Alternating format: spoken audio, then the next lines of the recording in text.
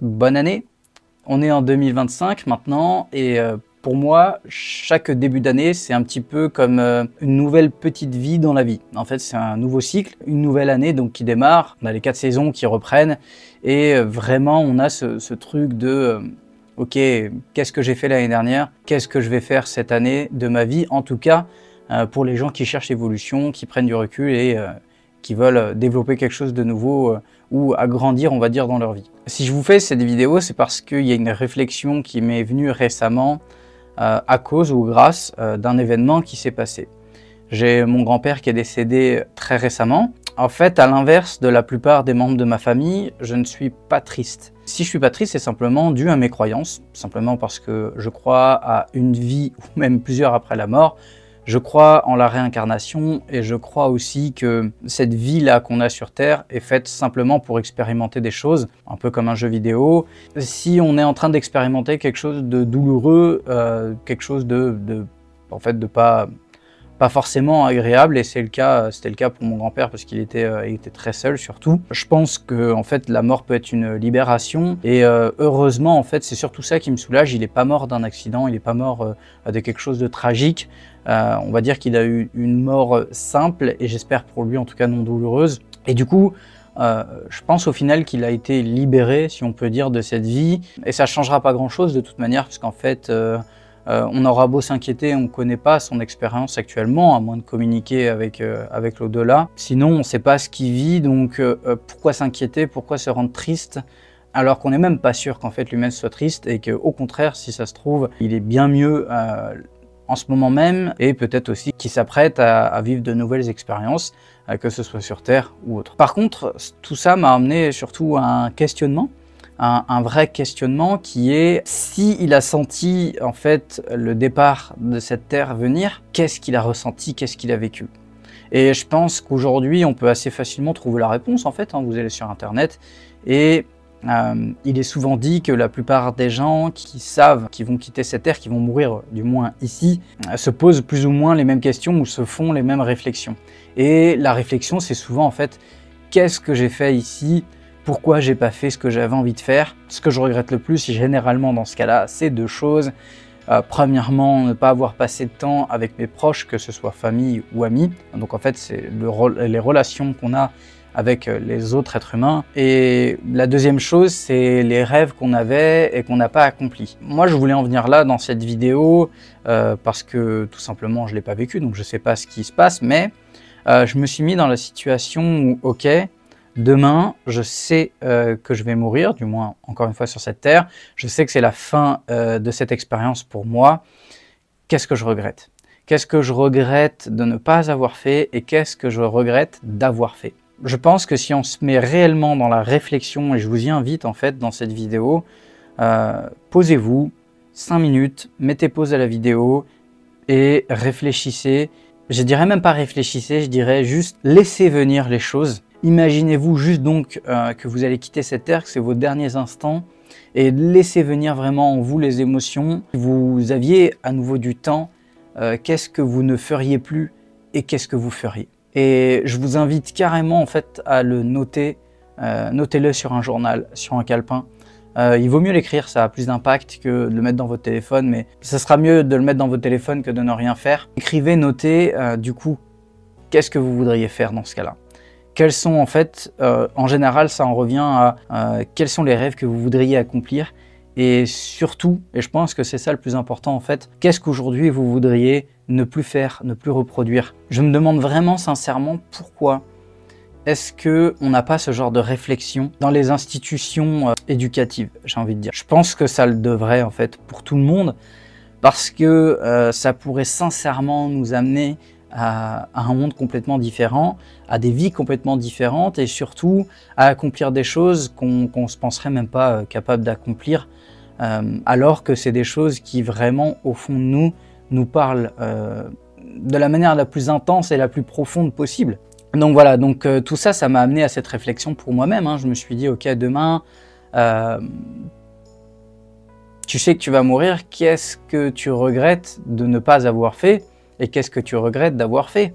À l'heure actuelle, ce que je regrette d'avoir fait et de faire encore, c'est de passer énormément de temps sur les jeux vidéo par exemple, parce que c'est du temps que je pourrais passer à faire autre chose qui certainement aurait beaucoup plus d'impact en fait dans le futur, pour moi. Et qu'est-ce que je regrette de ne pas faire? Au final, c'est un peu la même chose puisque je regrette de ne pas faire des choses qui vont m'emmener dans le futur à ce que j'aurais envie d'avoir maintenant. Et attention, je parle pas forcément en fait d'argent, d'objets, de matériel. Non, non, je parle surtout d'une situation. Là, par exemple, actuellement, j'aimerais plus de liberté, j'aimerais avoir plus d'impact dans la vie des gens qui sont autour de moi ou pas d'ailleurs. J'aimerais simplement aider les gens à changer leur vie, à améliorer leur vie comme ils le voudraient. Et c'est pas quelque chose pour lequel j'œuvre assez aujourd'hui. Et en fait, je me dis, ben voilà, ça c'est un truc qu'il faut que je fasse parce que si je le fais pas et que je meurs vraiment dans une semaine, je me dirais, pourquoi est-ce que j'ai pas accompli cette chose que j'avais vraiment au fond de moi envie d'accomplir?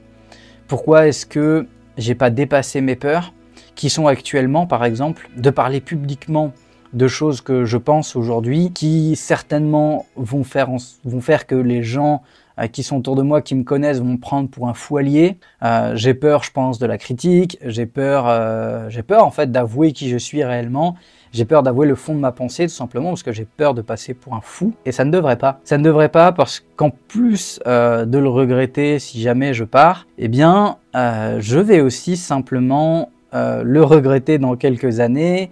Et je vais dans tous les cas, en fait, suivre un chemin que ces personnes ne m'indiqueront pas forcément. Je ne sais pas si vous m'avez compris, je m'explique, et c'est souvent le cas pour la famille. Si aujourd'hui je dis à ma famille, voilà, je veux faire du contenu sur les réseaux, je veux aider les gens de quelconque manière à changer leur vie, ils vont me dire, ouais, ok, mais qu'est-ce que ça va t'apporter concrètement? Est-ce que tu vas vivre de ça? Faut bien payer le loyer, tout le tralala. C'est pas qu'ils me souhaitent pas ce que je veux, c'est qu'ils me souhaitent ce qu'ils se souhaitent à eux-mêmes. Et ils ne se souhaitent pas ce que je me souhaite moi-même. Et donc, quoi qu'il arrive, que les gens apprennent ou pas ma façon de penser et qu'ils me jugent ou pas, dans tous les cas, ils vont pas m'aider à suivre la voie que j'ai envie de suivre. Et donc, il ne tient qu'à moi de prendre des choses en main et petit à petit, en fait, d'avancer vers ce que j'ai envie d'avancer, puisque je ne sais pas quand est-ce que je vais partir. Ce que j'ai pas dit jusqu'à maintenant, et que je pense aussi, c'est qu'il est totalement normal d'avoir peur.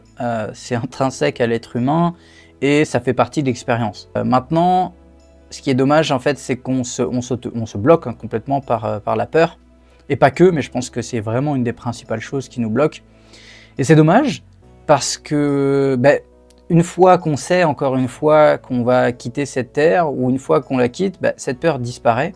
Et en fait, tout ce qui s'est passé ici ne dure qu'un temps. Tout ce qui se passe ici, de bon ou de mauvais, ne dure qu'un temps. On finit malheureusement par s'en rendre compte souvent trop tard. Donc on a peur de faire quelque chose, on se focus sur la peur et en fait on n'a pas le focus sur combien de temps cette chose, qu'elle soit bonne ou mauvaise, va durer. J'en sais rien et si ça se trouve elle va même pas arriver. Donc en fait je me crée déjà moi-même des basses vibrations, des basses émotions, des mauvaises émotions désagréables pour une chose qui peut-être n'arrivera jamais et qui en plus de ça, si elle arrive, fait simplement certainement partie de mon expérience de vie, de ce que je dois vivre et de ce qui va m'aider surtout à évoluer en fait intérieurement. Et c'est là où c'est encore plus dommage de ne pas faire les choses et de ne pas faire d'erreurs, puisque les erreurs nous sont complètement utiles plutôt que l'inverse, que ce qu'on croit.